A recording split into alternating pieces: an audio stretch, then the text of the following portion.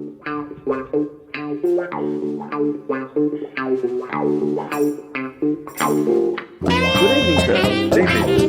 evening, sir, and welcome all to Legends of the 70s podcast. Joining me tonight in this episode as we take a trip down memory lane is Swindon Town and Crystal Palace legend and icon, Don Rogers. Don, how are you? It's an absolute pleasure and a privilege, sir.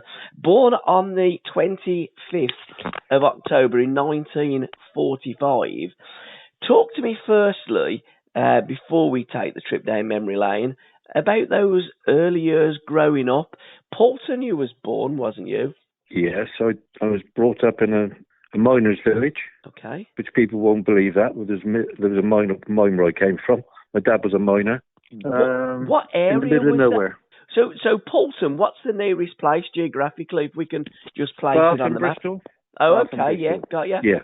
Yeah, that was the nearest places. A very small, well, it wasn't a village I came from. There was only about 25 houses there. Wow. So it was the middle of nowhere, really. Plenty of fields to play football in there. Was it plenty of kids to play football against, though, Don? Well, we were all born at the end of the Second World War, so it was 10 or 12 of us, really, spread in about 5 years, I suppose, you know. One would be 10 and one would be 15, but there was about 10 of us we could make up a game. Going to school in them early years, did you play for your school team? Did you play for the district? What was the setup back in the early 50s? I played in the school team, yeah. Believe it or not, I used to play centre half in the school team, which is absolutely unbelievable. And I also played for the district team. The district team, I played left wing, so that was a bit different. So I started playing left wing very early on. And then from the districts, I'm guessing the county, and then football clubs will come looking at those players. What clubs came looking at you? Well, I played for the county a midweek game, and Bert Head, the Swindon Town manager, then picked my dad up and brought my dad to the game. And he was Swindon Town, of course, manager then. And he brought my dad back, and he had the forms and that in his car. So it was done quite quickly, really. But the irony of it was that an hour later, Fred Ford from Bristol City turned up, but he was too late. I'd already signed. Because this is it, isn't it? You know, when you get a talent, you get a number of clubs looking at the players. They all go scouting around the county games, and it was the Bristol City guy that unfortunately was an hour late, and Swindon Town had already got your signature. Were you a Swindon fan growing up, Don? No. No, my actual team I sort of looked for results was Bolton Wanderers, believe it or not. Why? I don't know why. I have no idea. I think it's because of Nat Lofthouse at the time. He used to score a lot of goals, didn't he? Yeah, because back in the day, Bolton were a great team, wasn't they? Decent team, yes. Yeah, that was my team. The Lion of Vienna was some player as well. Did you want to be a winger, or did you want to be like Nat Loftus? And who were your heroes? Oh no, I could never be a Nat Loftus. I didn't play anything like him. Yeah. I don't know. Nobody influenced me. I don't think. I just played football because I enjoyed it so much. You know, it had nothing to do with anybody else. It's just loved it. Who were your heroes? What football games did you watch? Clearly, you was a Bolton fan.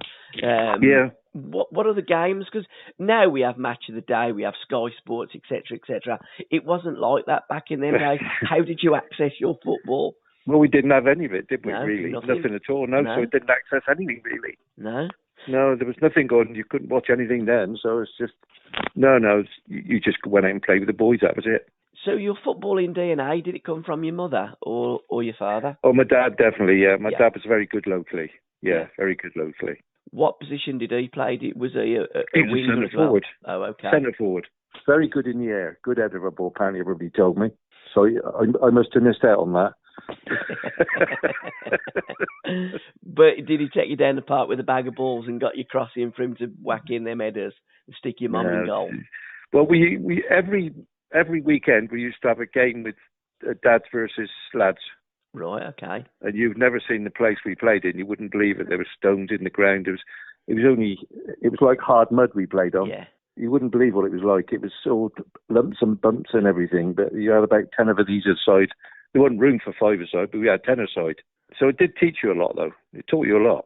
This is the thing these days. The kids haven't got that jeopardy. They haven't got them pitches that have got bobbles, have got stones, they've got, divots in there where the ball will hit it and it'll come off at a different angle. And that's where you learn your trade, isn't it? That's where you learn your control. Well, I definitely had enough of that in my early days, yeah. So you definitely had got to control the ball, so you couldn't play. Because it just bobbled all over the place. Now, so you're a youngster and you've gone in there at Swindon Town. What were those early years like for you? What was your first memories of getting involved within a professional game? Well, my first memories were of going away from home first. I'd never been away from home. Hardly been out of where I lived. We didn't used to go anywhere or anything in those days. So going to Swindon as a 15-year-old was massive, absolutely massive. But it wasn't too bad because he used to let me leave on a Friday afternoon, and go home to the Monday when I first got there for the first couple of months. So slipping home pretty. Of course, after 3 or 4 months, I didn't want to go home then because you got to know all the lads and we stayed together. So was you staying in digs with a few of the boys, Don? Is that how it worked? Yeah. Yeah, I was in they just bought a house actually right by the ground, and I was the first one in there as an apprentice. First one to move into the house. Who were some of your other apprentices that you shared the digs with? And was there a landlady like in George? Yeah, George Mrs. Pigeon. Yeah, Mr. and Mrs. Pigeon. Yeah, I had them for a few years. Well, I was there about a year and a half, I suppose. So was it the usual? You get a young kid, a 15-year-old kid, he's an apprentice. You're cleaning the boots, you're up and down doing all the jobs, etc., etc. Quite right. And then they feed you a diet of steak and Guinness, etc., to fill you up and put the weight on you. That's how it used to happen, didn't it, in them days? We didn't have any of that, no. Fish and chips to be more to the point. But I loved it, actually. I loved all the cleaning the boots and doing the stands and all that. It was great, it was, because there was 12 of us 12 apprentices at that time, so it was great. We had a great time, and we used to go down the cafe in the evening and sit around and have a cup of coffee and have a laugh. It was really good. And then you got into, was it the youth team that you'd first play and then progress into the reserve team and then the first team? Is that your route? Well, I had 2 A teams I started with, actually. We had the Swindon Town A team, and we had two A teams. One played in the local league and one played in the Hellenic League. Yeah. So I used to say, I used to get kicked one week in the Wilts League, and we used to play football in the Hellenic League. Yeah. So you grew up learning everything, how to jump. But that's what it was like. Did you play much reserve football, John, or did you go into the first team? Yeah. No, 16 I was in the reserve team, Played in the reserve team at 16, So it was a gradual progression. It was an A team and youth team together, because youth was always midweek, and the A team was on a Saturday. So we used to play Wilts Premier League on one Saturday, then we'd play the Hellenic League the next Saturday. So we were swapped about. So you were learning to play all sorts of stuff, and then we had the youth team in during the week. Now, going and playing reserve team football as a 16-year-old kid, what was that like? And can you remember some of the players that you played against? Because in those days, you would have players coming back from injury, etc., or ones that had been dropped from the first team. It was very competitive, wasn't it, reserve team football? Yeah, it was, It was hard. But and I don't remember any of the players, to be honest with you, because you weren't too bothered about who's playing in the other team. Actually, you were just pleased to be playing yourself. Yeah. It's a step up. So you got that call up to the first team, your debut. Yeah. What's your memories of your debut? Putting on your boots and just going over that white line for the first time. It's funny, I don't have much recollection of it at all. It was a surprise. I didn't expect to be playing. Yeah. I didn't have any aspirations of playing in the first team at that time, but he gave me a run, and then I stayed in the team until the fella that got injured came back in. So, and it was Gillingham nil, Swindon 1. Sorry. Not your debut, but tonight's Sorry game. About that. It's all right, Don. Sorry about that, Old habits die hard, don't they? Yeah, that's right, yeah. Once a Robin, always a Robin. That's right, yeah. So your first team debut. Can you remember then your first goal when you put that shirt on? It was my first goal, I think. Was it the third? It's the third or fourth game I played, but I can't really remember it, to be honest. I know, because the team were going very well at the time, so that's all that mattered, really. I mean, we got promoted that year anyway. So the team were going very well. So I was a bit part of it, really. So Just starting off. the senior pros and the players in your first team at Swindon in them early years. Talk to me about some of your teammates. Well, it was John Trollope, of course, who I played with for 10 years after that. So we were together for 10 years. Started with Terry Woolen. There was the two youngest fullbacks in the league at the time, John and Terry Woolen. They started off at 16. Yeah, two 16-year-olds in the first team. Brilliant. Wow. Yeah, not bad. How old was you, Don, when you made your debut? Just 17 and 2 weeks. Yeah. Yeah, so I'd just gone 17. But you had people like Mick Summerby, Ernie Hunt, all very good players, and all come through the youth system. So it's brilliant. I think we had 6 or 7 local players playing at the time in the first team. Wow. Which you wouldn't see that now, would you? I don't think you would, and I don't think that. I don't think players are. I don't know whether they're not allowed to, or whether they don't still buy players, bring players in like they used to. But up and down the country in those days, every club had a brilliant youth team, and they had a pathway to the first team.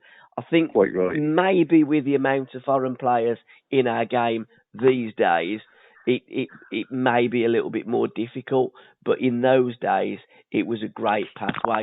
Reserve team football, then first team football. Well, scouting systems, they're so big now, aren't they? Yeah, they are. I think they're ridiculous. You know, in my day, I mean, we had one scout probably in my day. Yeah. Who did the local clubs. Yeah.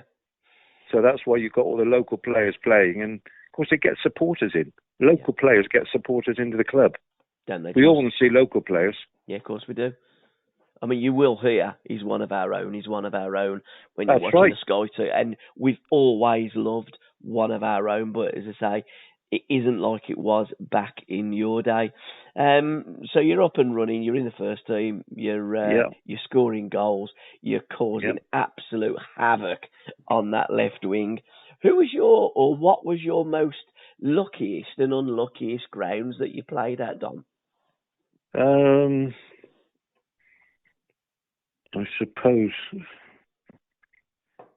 Well, Oxford was quite lucky for me because when I played there, I think we played there 3 or 4 times and we never got beat there. Yeah, I remember that. But I don't think it's all so different now. I mean, we didn't even know where we were lucky, where we were unlucky in those days. You went out and played, and that was it. I think. Yeah. You know, you didn't think about things like that. Any ground? The manager wouldn't have let you. Any ground that you used to think, oh, we're playing here today, it's you're looking forward to it more than a normal game, i.e. when it's a derby game, I guess you shouldn't be, but I think naturally you are up for it more when there's a bigger crowd and there's more on it. Oh yeah, I think the local games were always the best ones in our day. Who were they against? We had Reading, the 2 Bristols, Bristol Rovers, Bristol City, Oxford. Yeah. And they were always the games you look forward to, really. Absolutely.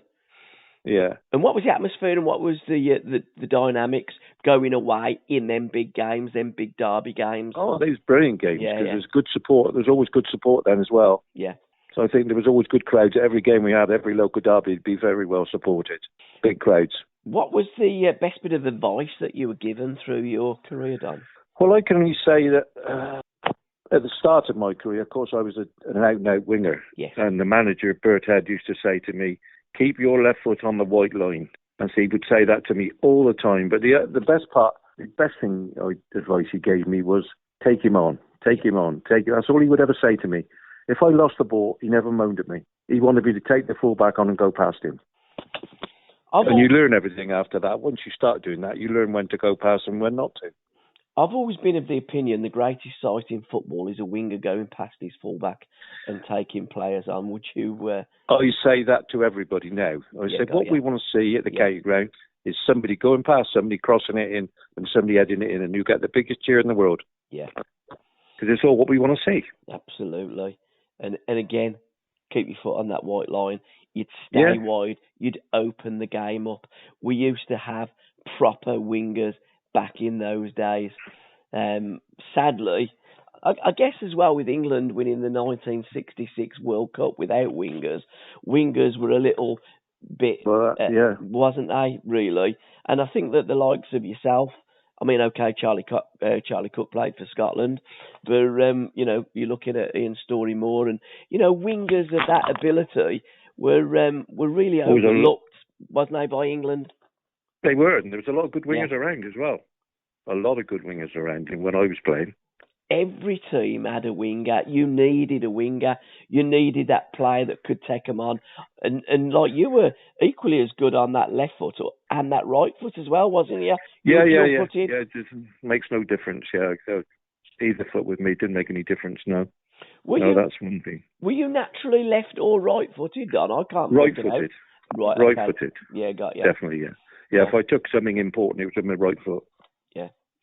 By the way, 17th of February, 1973. Can you remember taking something with your right foot then? 1973. Yeah. Goal of the season? Crystal Palace versus Stoke. Stoke City, yes. What a goal that was, wasn't it? Yes, I enjoy that. Yeah, so I sometimes get that up if I can. If I'm feeling a bit down, I have a look at that. I mean, it was one hell of a goal. You've got the ball on the left, haven't you? You've just beat Jackie Marsh to the ball, and he's backed off. You've took him on. You've then come inside. The commentator was Brian Moore. He didn't. Yes. In those days, it's not as what it is now, I guess. And he said the player come into the ball, and then you took him on as well. It might have been Alan Bloor. It certainly wasn't Dennis Smith. It might have been Bloor. And then you've give the goalkeeper the eyes, and you've just put it over him. I mean, what a goal! Yeah, so that was a pretty good goal. That I was at Crystal Palace. Actually, I was lucky because I scored 4 or 5 really good goals in my first year. Yeah, and they were all televised. Of course, that was good. Yeah, it is, and that's the problem. Back then, it was only Match of the Day or the big match on ITV or the regionalised. What was your regional programme there in the West Country? Who used to present it, Don? Who's that now? Oh, crap, I should know. In Birmingham, it was Star Soccer and Hugh Johns. Oh, yeah, who did ours now? Oh, crike. Mamma mia. God, talk about when you get old, your mind goes. I can't remember that. No, I might remember it in a minute. Well, if you remember it, just shout it up. Yeah, I will. If you could revisit a season, just one season during your career, what season would it be and why? Oh, it'd be 68, 69. Okay. Definitely the year we won the cup final at Wembley. Yeah. It was obvious. That was everything when we got promoted as well the same year. Couldn't have a better year than what we had then. And it was one hell of a cup run, wasn't it, in that year? Promotion. It beat a lot of good teams, yes. We beat a lot of good teams in that cup run. Can you remember who you played in the first round? First round was Bradford City. That was the second round. You played Torquay in the first round. Oh, did we? Yeah. Yeah, you beat. I forgot that. You beat them 2-1. And then in the second round, you played Bradford, didn't you? Drew away. 1-1. And we beat them by the odd goal at home. Yeah, 3-2, was it? 4-3. 4-3, yeah. That's right. And I mean, that looks on paper a cracking game. We were losing at home. We were losing as well that game. I remember that.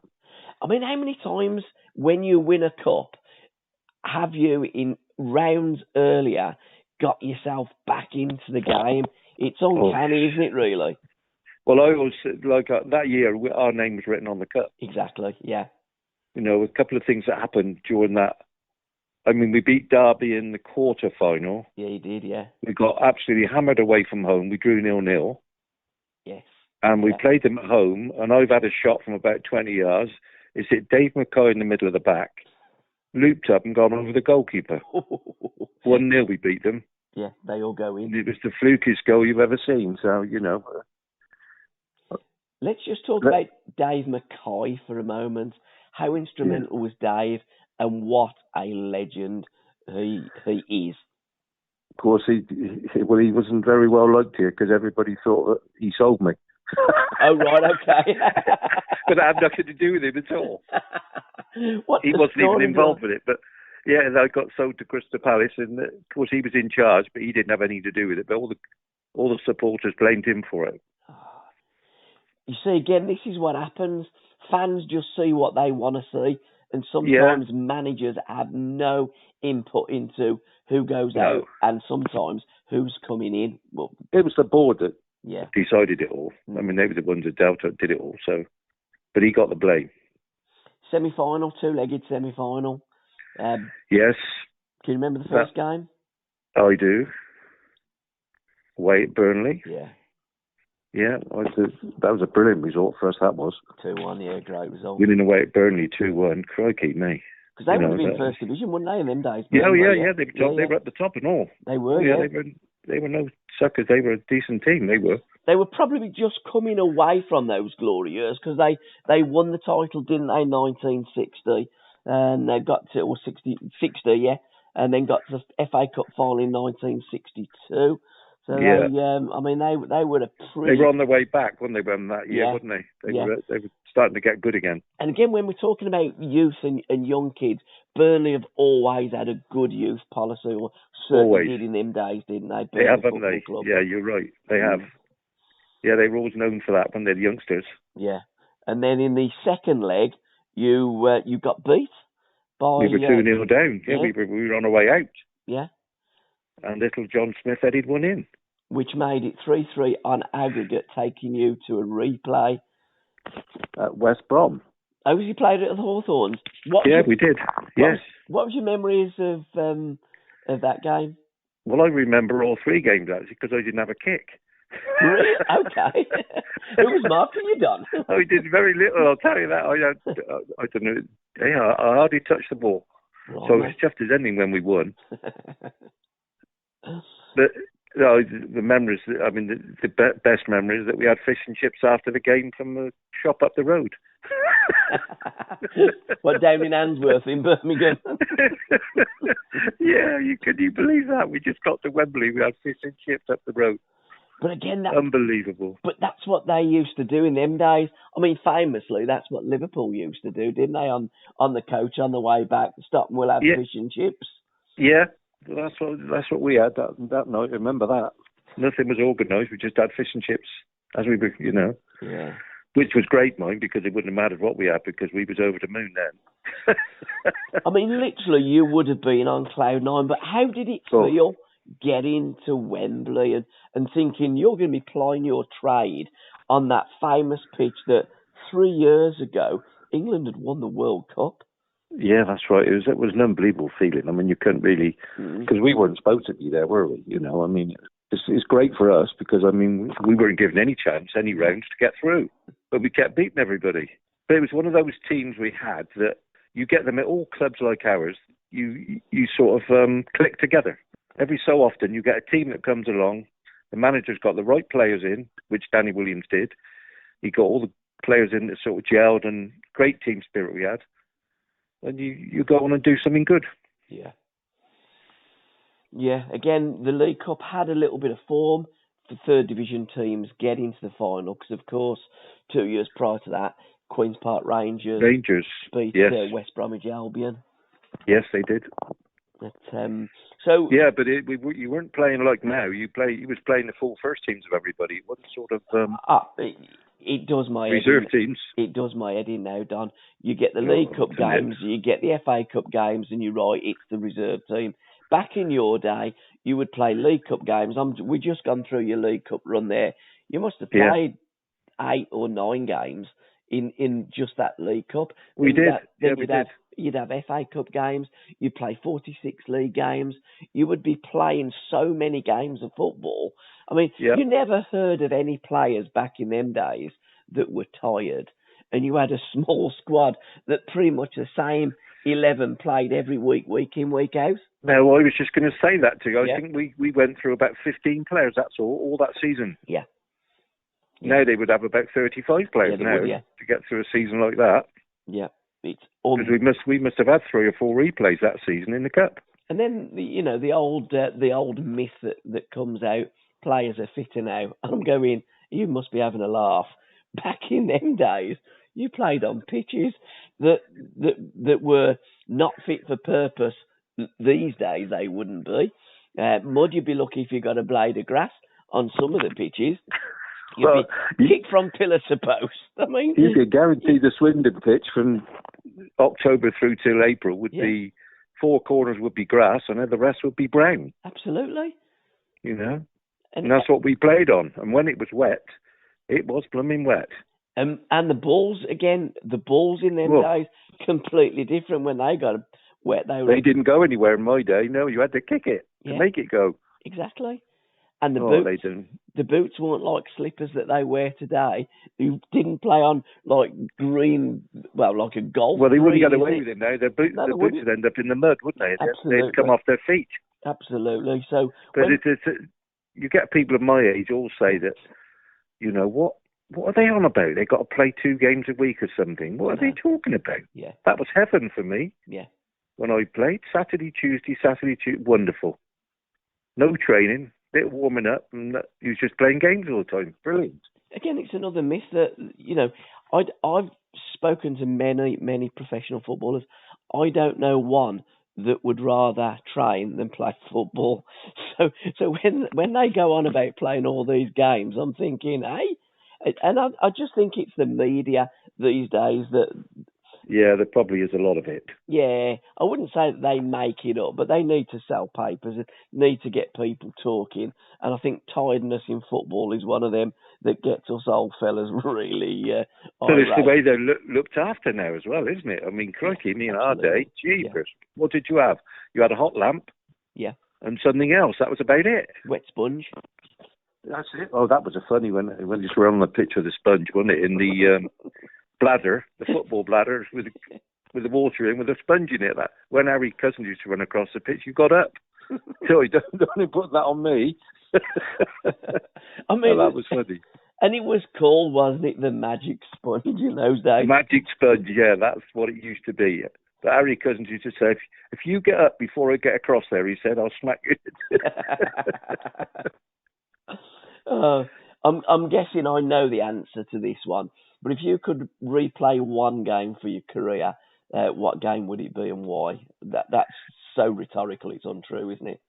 Well, it would definitely be, there's 2 games that I really, in my career, that was the Wembley Cup final. Yes. And the Crystal Palace v Man United game, and we beat them 5-0. Let's talk about both of them. Let's start in 1969. How did it feel walking out the Twin Towers, the proper Wembley, before it was an arch, the proper Wembley with the Twin Towers? Well, everything was lovely, wasn't it? I mean, just going up towards Wembley, and that was a brilliant sight to start with. And then when everything was just, I don't know, it's just wonderful. Everything was just good. You look forward to it, and when you got there, it was even better than you thought. What was the build-up like? Can you remember much about the build-up of that day or the week leading up to it? We didn't change our thing at all, really. Yeah. We just carried on the way we were doing everything. So yeah, but we didn't really change. It strikes me that the more successful teams are the ones that pretty much treat it as another game. And that's what it is, isn't it? Yeah, it is, yeah. I think when you go away, you stay in the hotel and you might have a few more days down there. I remember Malcolm McDonald telling me about Newcastle in 1974, and I think he said they stayed for a week down in London and really made a spectacle of it. And he said it just threw all the preparations really out the window. We just wanted to do what we usually used to do at St James's Park, go out, play football. It's just another game. You took the lead in the 36th minute. That must have been such an adrenaline boost for Swindon Town. Oh, crikey, it was.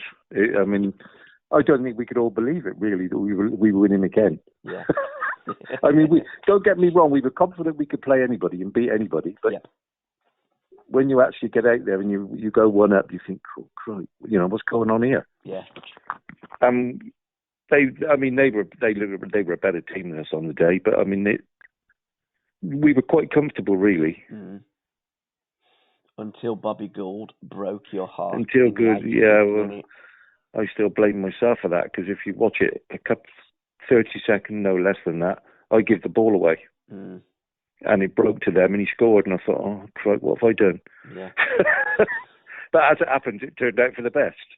But again, it's an if only, isn't it? If only you didn't beat, you got past your defender, then delivered the ball and it's into the box and you put your team 2-0 up. football is fine margins, and I think that you've always got to play the way that you feel naturally, taking players on. And yes, sometimes you are going to lose the ball, and it puts you under the cosh a little bit, doesn't it, Don? Yeah, no, it didn't. It didn't really bother me. It really bothered me because I'd been doing that all my life. So, yeah, but absolutely. I realised what I'd caused when I did it. Nobody else did. Nobody ever said to me, "Oh, you realise you lost the ball." Yeah. Nobody ever said anything about that because what happened after. Talk to me about what happened after. On the 104th minute, how did you feel? Well, that was the best feeling ever. That was. I can tell you.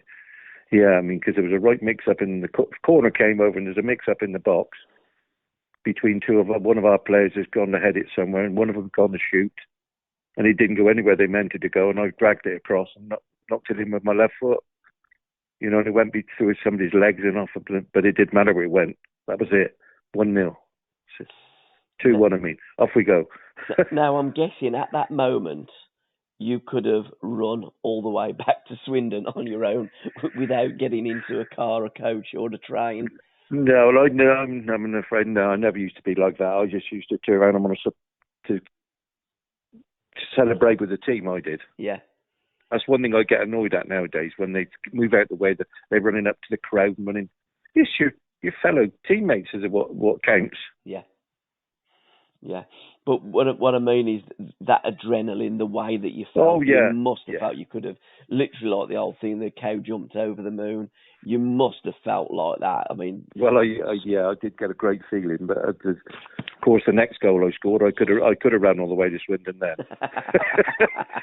Because it meant we'd won. That was all I was worried about. You latched onto the ball. Talk me through that goal, Don. Well, I got the ball through your mind? Well, I didn't mind the situation because I got the ball just inside our half. Yep. I was just onside. Yeah. And I'm off then. There's nobody in front of me. I thought, well, they're not going to catch me. Yeah. And I'd made my mind up I was going to go round him. Mm. And as luck would have it, I mean, it didn't bobble. Yeah. Because the pitch was terrible, as you know. Yes. And it landed on the flat bit. So I knocked it in the back of the net, which sounds easy, but it was easy at the time. But it was one of those things, it's probably a lot difficult than what I made it look. Did it feel as though it was in slow motion, the nearer that you got to the goal? And it did, actually, when I got there, yeah. Yeah. It did. That's true. At what stage did you know you was going to go round a goalie rather than give him the eyes and do what you did? Oh, early on, early on. Halfway towards the goal, I knew I was going to take it round him. Yeah. I'd made my mind up to do that. You've got to. If you don't, you're in trouble. Exactly. You have to know what you're doing. Yeah. So it's Swindon Town 3, Arsenal 1, 98,189 fans, and you've received the League Cup Winners' Medal going up there and getting that medal. I mean, that must have just been, again, such a fantastic feeling. It is. It's just, you can't explain to people what the feeling is, really, because it's just... No, you can't. Well, I don't know, everybody's talking to one another and thinking this, that and the other and looking around to see where your family is and everything else is. Everything's going on. Mm. I think the best part is probably later on in the evening when you've settled down a bit and you're all together, and that's the best part, I think. Looking back is when we were all together. What was that celebration like at that dinner? How did it feel? Well, the good thing about it was that we had Bob Monkhouse. Oh, right, okay. He was doing the talk, the bit in the middle of everything, So you know how good he is. Oh, legend. He was absolutely brilliant. He'd done all his homework. He knew all the villages around Swindon, and he was coming up with all the names, and he was absolutely brilliant. He really was, and he, of course, he's quipping. He said, "I'm glad I'm here and not with the Arsenal dinner." He said. I always remember him saying that. He said it'd be very quiet there. No, but it was brilliant. It was a brilliant night. Brilliant night. And couldn't be better. You stayed over in London, then made your way back to Swindon the day after, I'm guessing? Yes, we did, yeah. Well, it was a bit unfortunate for me because when I did an interview on the television, and all the rest came back together, well, I came back after everybody. At the time now, I wish I hadn't now. Yeah. I'd rather have been with everybody else. So. But having said that, they always want to interview the goal scorer. And, yeah, of course they do. I mean, what a brace, putting a smile on all those faces of the... Oh, it was Swindon brilliant in fans. Swindon. Absolutely brilliant. The week after that, you can imagine what Swindon was like. I can bet. Did you have an Absolutely. open top bus that went Yeah, we round? did, yeah. Yeah. Yeah, the following day. Yeah. It was all organised. So, yeah, that was great. I think everybody in Swindon was out on the street, I think. I bet there was. I reckon everybody was. A day that will never be forgotten in the memory banks of anybody that supports Swindon, or even the ones that don't particularly support Swindon, but live there and was there that day because... They know all about it. Yeah, Oh, yes, absolutely. they know all about it. Yeah, Absolutely. I mean, I speak to somebody about it probably every week, once a week, probably. Yeah. I would think somebody mentions it to me. Do you go back to the ground much more? Because you have got a stand named after you, haven't you, Don? Yeah, I go every home game, yeah. Got ya. Yeah, I don't miss any home game. Do you work in any of the rooms? No. Okay. So I'm too old for that. Don, you ain't too old. You're an absolute legend. You're one of the greatest players ever to play for Swindon. Do you? Where do you go in a lounge and have something to eat? Do they look after you at Swindon? No, I don't, because I'm down the shop. I got my shop, and I don't leave the shop because my wife looks after it. Yeah. Saturday afternoons on her own, so I leave probably as late as I can. I go about 2:15. And just sit in a stand like normal fans? No. I go up into one of the rooms and have a coffee and everything and all that. I could go and have a meal and everything if I wanted to, but I don't. I'm not. That means I have to go about 12:30 or whatever, 1 o'clock, and I don't want to do that and leave my wife in the shop on her own. League games for Swindon Town, 411, one substitute, 148 goals. There was two spells from 62 to 72, and then you went back, didn't you, 76 to 77. FA Cup you played 31 times, twice as a sub, scoring 12 goals.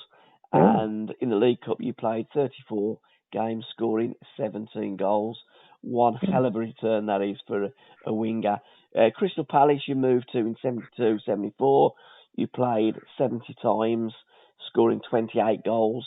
Moved across London, 74 to 76, QPR. I mean, your figures are absolutely incredible for a winger. Hip had gone then. When I moved to QPR, the hip had gone. I'll tell you what, you still netted 5 times in 18 goals, Don. Oh, right. Yeah. So, not bad then. But my hip had gone then, I know that. Well, this is the thing, isn't it? You know, with the wear and tear and the stick that you take, and I'm sure the injections that you took to get you onto a pitch, it all takes its toll, doesn't it? Well, I didn't have any injections in my hip because it had just gone. I was told it had gone before I went to QPR. So, but it wasn't hurting me at the time, but it was slowing me down. That's what it was doing. Greatest characters in your dressing rooms. Paul Fletcher said to me in one of the... Whatever dressing room you went to the 70s, there'd be an English, Irish, Scotsman and a Welshman. And you'd have a comedian, a ladies' man, a dresser. And those were all the characters in every dressing room. He said it was great. Who were those characters in your dressing room that you played with? Yeah, it was a bit different down here in the West Country, I think. But we certainly had a mix. The year we won the League Cup, we certainly had a mixed bag. We had John Smith from London, of course. He was the bit of a joker, John. Yeah. We had Stan Harland, who was the captain. He was a bit... what would Stan be? I don't know. I suppose Rob Thomas would be the joker. I suppose he'd be our joker of the team. And Tomo. Yeah. He was always having a laugh. Who was a smart one? We had Pete Downs with the goalkeeper at his pigeons. Typical goalkeeper, isn't he? Yeah, pigeons he did, Pete. So yeah, we had a right mixed bag, I tell you. Fantastic. I asked Dennis Mortimer the same question about who these, the characters, the comedian, the ladies' man, the dresser and stuff. So I said, who was that in your dressing rooms, Dennis? He said, Ernie Hunt. He was all of them. Yeah, he's probably right, yeah. He said Ernie ticked every box. Did you play much with Ernie? Ernie Hunt? Yeah. Yeah, I played my first 8 or 10 games. That was a team he was in, yeah. Because he got sold, didn't he, to Wolverhampton Wanderers? Wolverhampton Wanderers, yeah. About 68, wasn't it? Because Ernie played in that game over in America. Although now I think it might have been I think it might be 1967 that he got transferred to Wolverhampton Wanderers. But, Yeah, played quite a few with Ernie. Yeah. Quite a few games, yeah. I mean, what an absolute character. Mike Summerby, He was. Mike still there while you made your Mike debut? went pretty quick to Man City. He went off to Man City, didn't he? Yeah.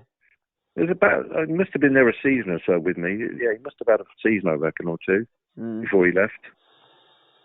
During your career, what's the most prized possession that you got from your playing days? Prized possession?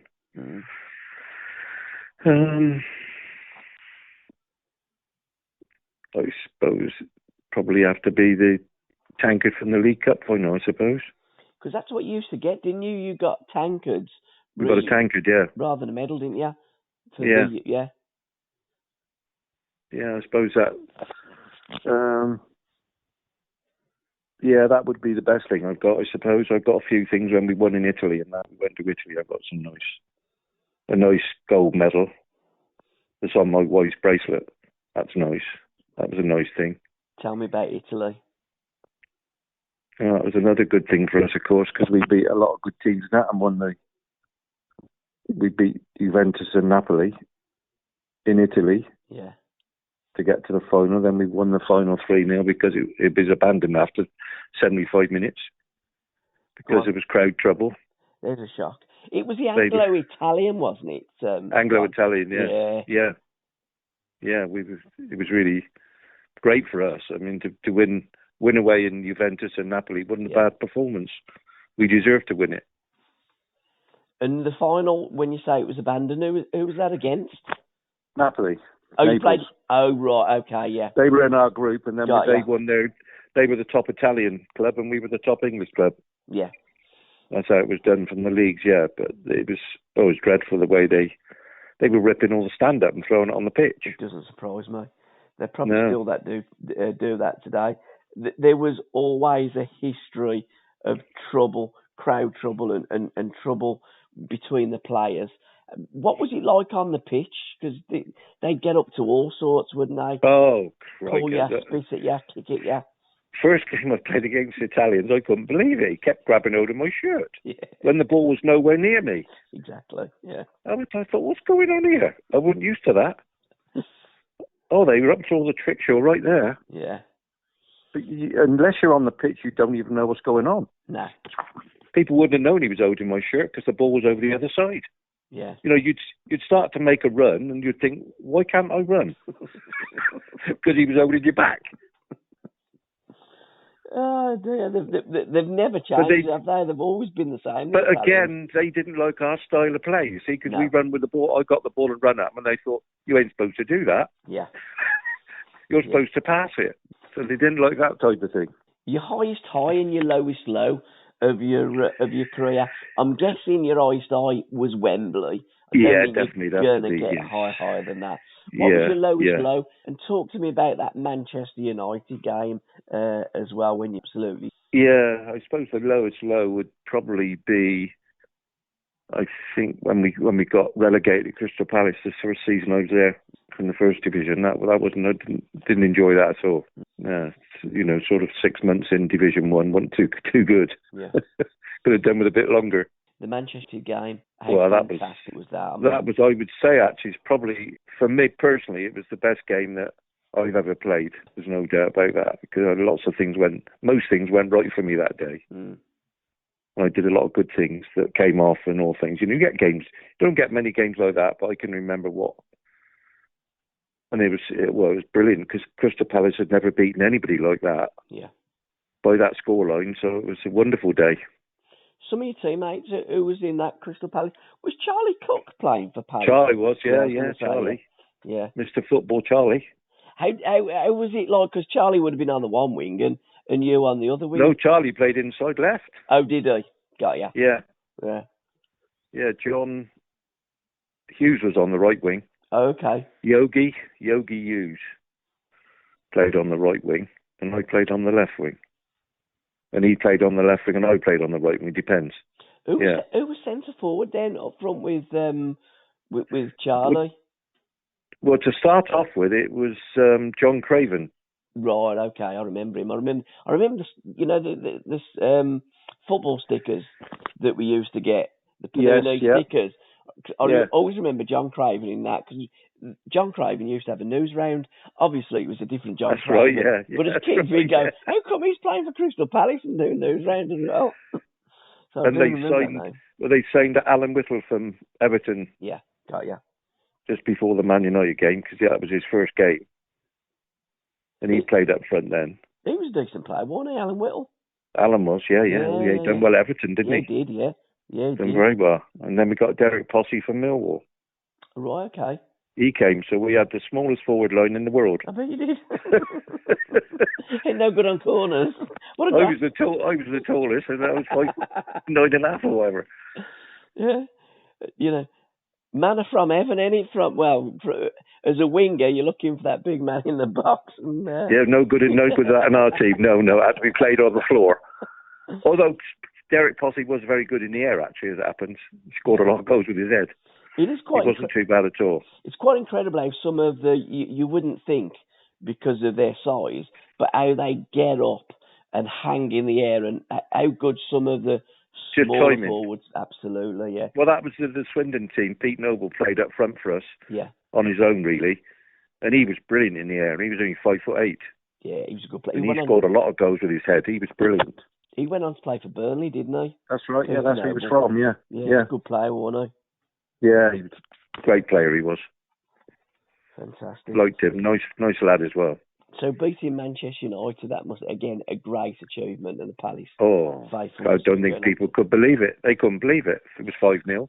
Who was the manager of Man United? Was it O'Farrell in them days? Yes, Frank O'Farrell, yeah. That was the game that got him the sack, wasn't it? I think it probably was, yeah.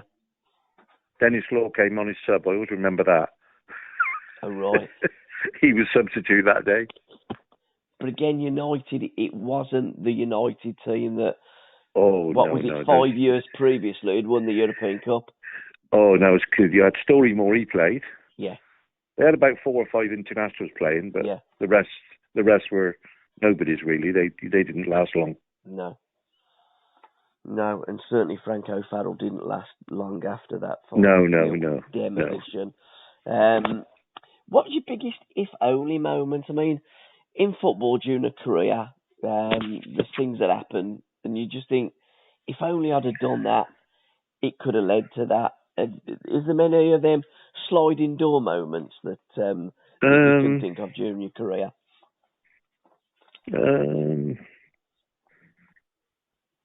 I suppose the if only moments for me would be that I think people wanted to sign me and I never went. Yeah. What team would you have liked to have gone to? Well, I don't know really. There was 1 or 2, I know that. You weren't supposed to know, but I did know. Yeah.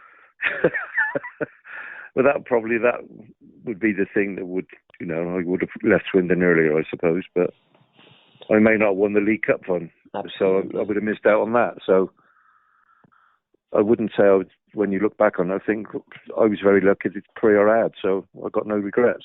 I'm lucky. How did you get to know them? Because most players don't, do they? The manager generally don't tell the players. Well, the coach, I think there was a bit more scouting going on then, I think. Yeah. Yeah. There was 1 or 2 scouts in Swindon, yeah. Yeah. Or the surrounding area, anyway. With loose tongues, yeah. Absolutely. Yeah. And again, players get tapped up, so it's not the way that you go through the official, but you tend to know who's after you. And well, that's right. Sometimes you don't. My day, it was a no-no, wasn't it? You weren't allowed to say anything to anybody, so absolutely, there you go. Yeah. Well, I think when Malcolm Alice came to Palace, I think he said he had a word about signing me for Man City. Okay. Yeah, so that never came to anything. So international honours under 23s. Any caps there, Dom? Yeah. I played 2 or 3. Yeah, 2 I think. Yeah. Southampton and Swansea. I played. Yeah. So I scored in one of them. I played for the Football League as well. That was the one thing I did do. Okay. Who was that against? Against the Scottish League. Yeah, they used to do a few games, didn't they? They'd also have a game against the Italian League. I'd quite like them to do that these days, a Football League game. I think that'd be good value. Go on. I was a bit disappointed because the only person that didn't get a full cap was me. You're joking? Out of the 12 that played that night, yeah. How did that work? I don't know. no wingers off. It was Ramsey, wasn't it? Ask Alan Hudson about Ramsey. Although I did go on, I went on a 2-week tour with him to Gibraltar. Ramsey was in charge. He took 8 of the England youth team that won the Little World Cup in Holland and 8 older players from the Division 1. Yeah. 30-year-olds like that, or 35, whatever. And he took us to Gibraltar for it. We played a few games over there. What year would that be, Don? That would be, what would that be, after the league? I don't know. We won the cup in 64. Just after probably 65, I reckon. Oh, okay. After you won the League Cup? No, we won the Little World Cup in Holland. Oh, right, okay. Talk to me about that, then. I didn't realise that. Yeah, we played over in Holland. We were over there a fortnight, Easter time. Oh, okay. What teams were competing, and how did you get there? There was no qualification. Did you just play? I think there was 8 teams, I think it was. Okay. We beat Portugal in the final 4-1. We played Ireland. I'm not sure who else we played now. Yeah, we had a group, I think it was 4 teams in each group. And we beat Portugal 4-1 in the final, and I got player of the match for the final. Oh, well done.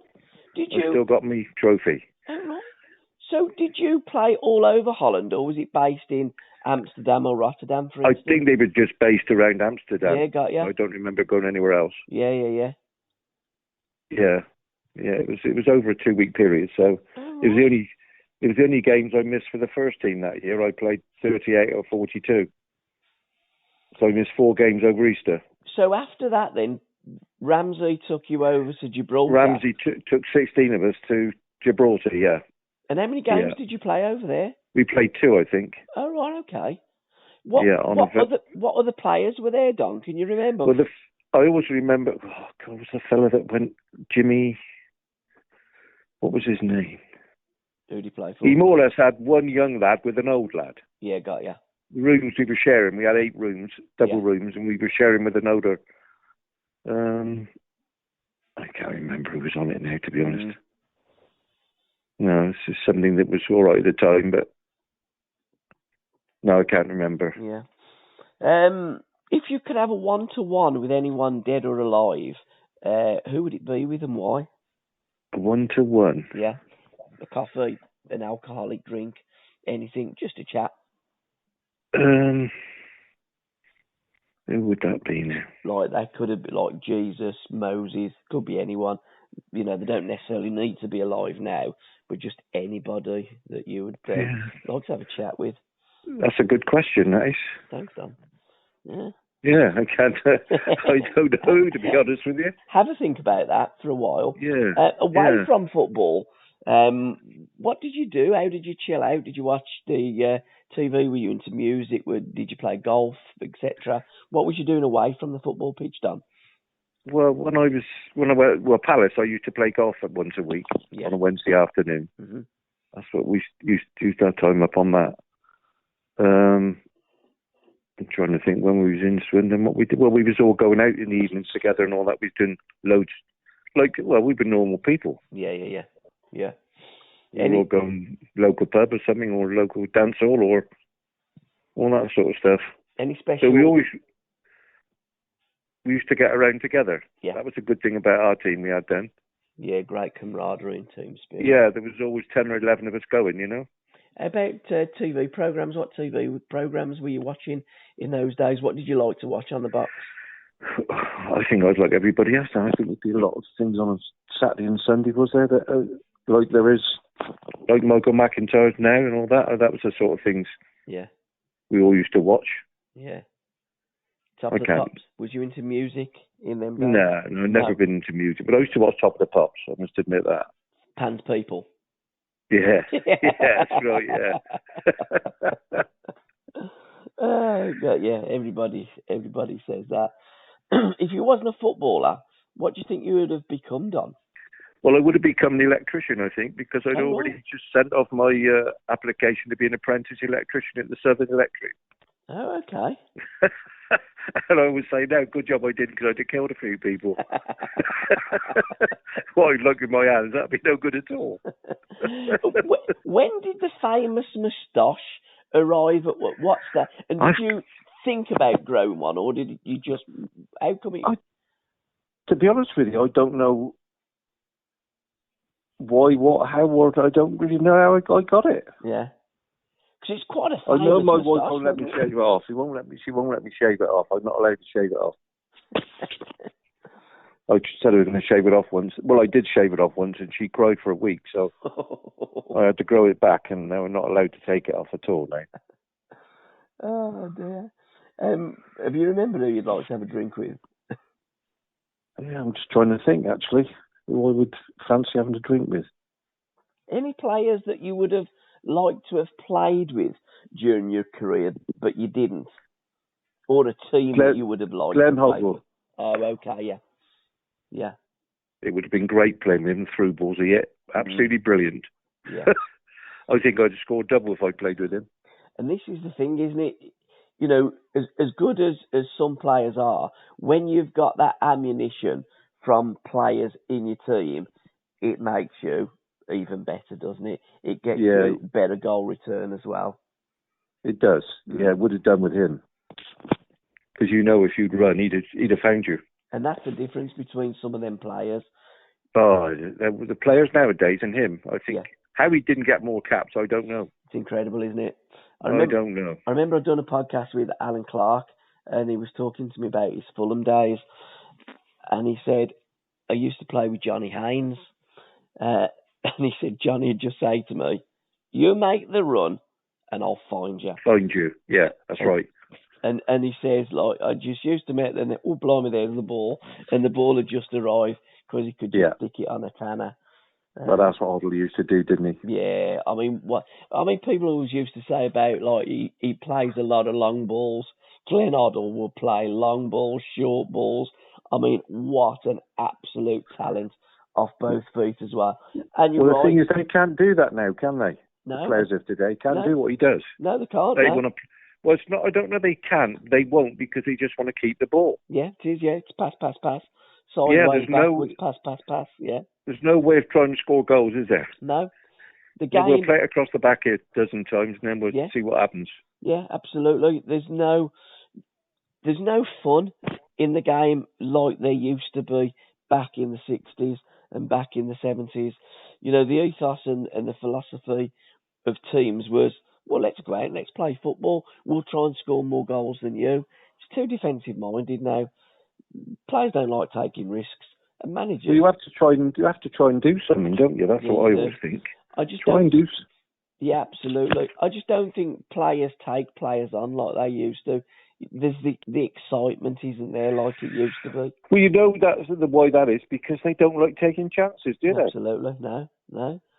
There's no chances done at all. And there's no terracing now. I mean, the heart and the soul of football really is ripped out. I do tend to watch a lot of games of football these days, but I'll be honest, at half time with many games, I'll turn it off and watch Netflix because it just bores me. It just pass. I mean, when you're centre half and your fullbacks are getting more of the ball than your wingers and your creative players, you've got a problem. You see the top touches of the ball, and it's a centre half now. I just don't believe it. It's incredible, yeah. I mean, I remember Al saying that he went to a Chelsea game and he says, you know what your problem is? Your centre halves having more touches of the ball than your inside forwards and your forward players. But again, that's the way, unfortunately, the game has gone today. It's not as romantic as what it was. You guys of yesteryear played in a very, very special age of football. For me, those were the halcyon days. Yeah, that's right. Okay, the money wasn't there like it is today, sadly. Oh no, but we had it. I think when I played, we had probably the best time in football. I think so. Yeah, definitely. The money wasn't very good, but we enjoyed ourselves. Yeah, I think definitely everything was so much. I mean, as you'd alluded to earlier, you could go out on the town and you could, the team would go out and you'd have nights out together. Players today can't do that. It's a different world. It's a different society. And I say, and not for the better. Have you thought about who you was going to have a drink with, Don? I'm still thinking now, actually. Yeah, I wouldn't like to say. Well, I'd give that a lot of thought, I think. I used to enjoy my drinks with Malcolm Allison. Oh, okay. Yeah. He was great to talk to, Malcolm. I mean, he was a character, wasn't he? I mean... He's brilliant. Yeah. Or you just talk football. Yeah. But again... And he just wanted everybody to play football. Yeah. No kick and rush, football. I mean, he was old school managers, coaches back then. Old school, they were just different class, wasn't they? And he was a decent player himself, but he had to retire. He had TB, didn't he? And I think he had one of his lungs removed. So he did, yes, yeah. But he was certainly interesting to listen to. And what a character! I don't think there's many characters. Well, we don't have characters like Big Malcolm. No. I mean, he used to say. I mean, one game remember we played Portsmouth away, and he said, "Today I'm going to count how many times you give the ball away." And things like that. But I mean, because he wanted you to keep the ball, you know. So that was what things like that. He'd come up and talk to you, and he was really good to talk to. But again, what a great manager to play with! Someone that's got charisma, has got character, wants to encourage you to play football. I mean, how could you not play football for a manager like that? And he liked his champagne as well. Oh, didn't he? I mean, so many. I mean, that fedora hat as well, and he'd be in the bath, wouldn't he? The big bath with a couple of birds as well. I was unlucky with him one night because we went to a dinner. Yeah. It was a junior boxing dinner in London, Evening Standard, and we've had a little bit of a meal before the boxing started and all that, and there was about a few bottles of wine on the table then. So I drew the short straw. I was sat with Malcolm during the boxing, wasn't I? So there was bottles of champagne under the chair. It was a good night, needless to say. I bet it was. And he was my manager, so he was all right. How long did you play for Malcolm for? A season and a bit, really. Season and a half. Yeah. Because again... Well, he did try to sell me when I was at Palace, of course. Yeah. To Chelsea. Oh, right, okay. It was all agreed. Yeah. Oh, right. He came up to me on the Friday and said, "You won't be playing tomorrow." He said, "You're off to Chelsea Monday." I thought, all right, fair enough. Mm-hmm. But the bloke at Chelsea put the mockers on it and wouldn't let him have the money to spend on me. So I didn't go. Oh, right. It was in all the papers in London at the time. Because they all know, don't they? Yeah. So what year would that have been? I mean, you were there at That Palace. That would have been 70... Was it 73? Yeah, 73. Yeah, I think it was 73, I think, yeah. Because when Malcolm come to Crystal Palace, he changed everything, didn't he? He changed the kit. Oh, yeah. He changed the nickname. He changed everything, really, didn't he? I mean, he changed it around, yeah. So, yeah, he said... Who did Malcolm buy you, Don? For No. He came 4 months after. So, what was the manager at Palace then? Bert Head. At Crystal Palace? Yeah. Right, okay. He was the Swindon manager who signed me on. Then, of course, he took me to Palace as well. Right, got ya. And then he got the sack and Big Malcolm in. Malcolm came in, yeah. So before Malcolm Allison come in there, what was it like? What were the dynamics that he changed? Because my understanding is that he changed the colours, he changed the nickname. It was there were the Glazers before, wasn't they? And he turned into the Eagles. Oh, he certainly. Did we change the kit that week? I'm sure he changed. Yeah. The second year he was there, we changed the kit. Yeah. And what was his training method like, Don? It was all about. It was all about playing football. To be honest with you. Yeah. Everything was to playing football. I don't know.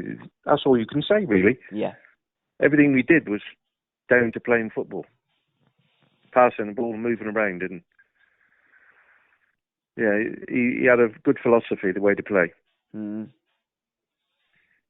He certainly cut his teeth, didn't he? At City. City, yes, he did. With Joe Mercer, and then when he come to, I mean, ideal place for him as well, wasn't it? London, you know. Yeah, he'd have loved that. Yes, yeah. Did he have the fedora in those days as well? Yeah, after I'd gone, I'd left then, I think. Got you, yeah. Yeah, his fedora, I think I'd left. What? Yeah, all the shenanigans was after I left. When he had that woman in the bath and all that was after I'd gone.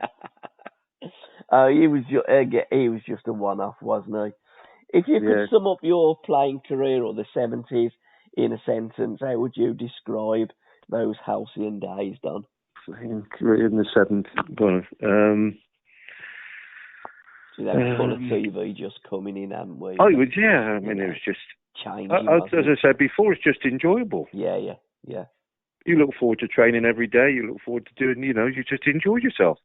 Yeah. I don't know whether they do nowadays, a lot of the time, to be honest with you. When I'm watching players these days, it looks so serious. Back in the day, players used to play with a smile on their face. Yeah. I think it was a completely different game. They were everywhere, weren't they? Yeah, the smilers were everywhere. Yeah, they were. But players actually looked as though they enjoyed playing football. They got paid because it was their job. It appears now that they just play football because they get paid, and it is a job. Well, I always said that I played and then I got paid afterwards. Yeah, absolutely. I didn't get paid, for what I just enjoyed playing. Yeah. Well, I always remember my contracts at Swindon. I never read them. Yeah. I just signed them. Mm. Yeah. I just said, right, fine, yeah, great, no problem. All I want to do is play football. Exactly. All you want to do is play football, score goals, win games, and enjoy the greatest game in the world, and what would be the greatest job. I mean, what a job. You dream about that as a kid, wouldn't you, Alan? Couldn't have a better job, could you? No, you couldn't, no. Loving what you're doing and getting paid for it at the end of the week. What more could you ask for? You couldn't. And keeping yourself fit as well. Oh, there's that as well. Yeah, so it was just really, really good. Absolutely. Couldn't wish for better. And finally, what happens next? You retire from football. Did you open the sports shop straight away? I opened the shop. No, I opened the sports shop in 1968. Oh, right, okay. Yeah. Oh, so you were... Yeah. Right. 56 years old in April. Blimey. Yeah, I've had it that long. And we're still going. So how come you decided to open a sports shop while you was playing for Swindon? Well, it was all to do with somebody in Swindon wanted me to. Oh, right. It was a scout from a football club that come and had a chat with me, and then he suggested we opened up a shop, so we did. Blimey, and you're still going to this day? Yes, we are. Yeah. Unbelievable. Yeah. And whereabout is it in Swindon? In the middle of Swindon, really, yes. Oh, in the town centre? Yeah, not far out, yeah. Oh, yeah. Fantastic. I always thought that, because when players finish, they think, well, what am I going to do with the rest of my life? What am I going to do? I've got a little bit of money that's saved. I'll go and sell insurance, or I'll go and buy a pub, or be a publican, or a sports shop. I thought, so blimey, you started it during the early days. Well, I've seen everything in the sports trade, as you can imagine. 55 years, you've seen the lot. Absolutely. Sports director came on the scene, of course, and wrecked it all, because there's... Yeah. But apart from that, it's changed so much with the internet, of course.